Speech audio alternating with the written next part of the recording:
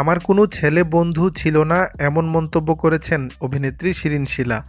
ঢাকাই সিনেমার আলোচিত চিত্রনায়িকা শিরিন শিলা বেশি দিন হয়নি প্রেমিককে বিয়ে করে সংসার পেতেছেন তিনি। গত বছরের অক্টোবরে দীর্ঘ ৬ বছরের প্রেমের পরিণতি পায় তার। অথচ এই নায়িকা জানালেন একটা সময় ছেলেদের থেকেই দূরে থাকতেন তিনি। সেলিব্রিটিদের জীবনে প্রেম আসে, পরিণয় ঘটে, এই ঘটনা অবশ্য অহরহ। আবার কম বেশি সব মেয়েদের জীবনে ছেলেদের পেছনে পড়ে থাকার বিষয়টিও ঘটে। এর ব্যতিক্রম ছিলেন না নায়িকা শিরিন শিলাও। সম্প্রতি এক সাক্ষাৎকারে নিজের স্কুল জীবনের প্রসঙ্গ টেনে এসব কথা বললেন শিরিন শিলা।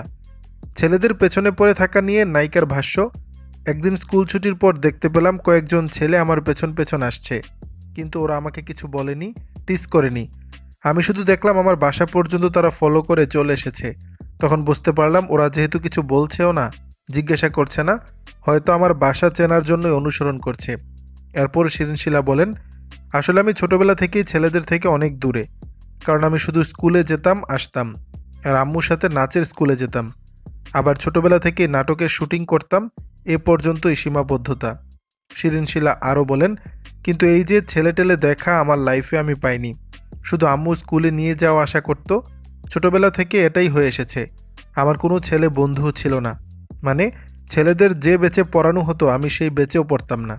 উল্লেখ্য, যদিও ক্যারিয়ারে তেমন কোনো উল্লেখযোগ্য সিনেমায় কাজ করেননি শিরিন শিলা, তবে ২০২৪ সালে মুক্তি পেয়েছিল তার শেষ বাজি সিনেমা।